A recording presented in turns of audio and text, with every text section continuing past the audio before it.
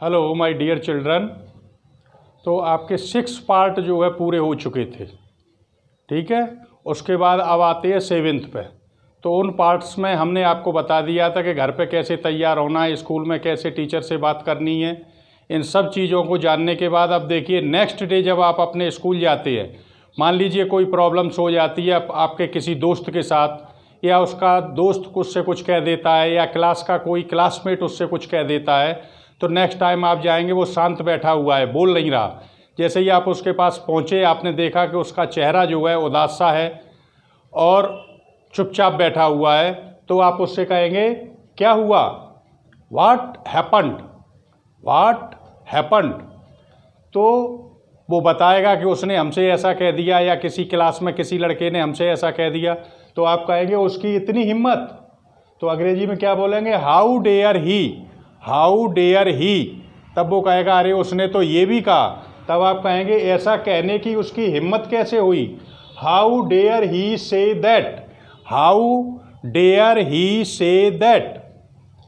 इसके बाद आप पूछेंगे और कुछ, यानी और कुछ कहा उसने, तो आप शॉर्ट में बोलेंगे और कुछ। तो इंग्लिश में आप बोलेंगे एनीथिंग एल्स। तो वो बोलेगा कुछ विशेष नहीं, नथिंग स्पेशल, नथिंग स्पेशल।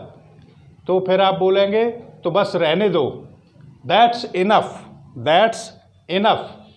तब आप उससे बोलेंगे कि मुझ पर भरोसा रखें, यानी मैं आपके साथ हूँ, चिंता नहीं करें, मुझ पर भरोसा रखें। तो भरोसा रखें, रेस्ट एश्योर्ड।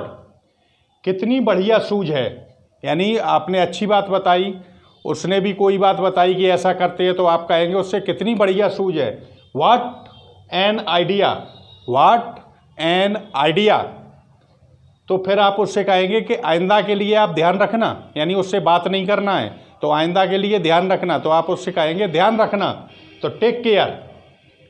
इतनी बात हो गई। और जब आप अलग होंगे, आप अपनी सीट पर जाएंगे, तो उससे कहना चिंता मत करना, फिर मिलेंगे, तो फिर मिलेंगे, सी यू अगेन। तो इस तरीके से ये 10 सेंटेंसेस हुए।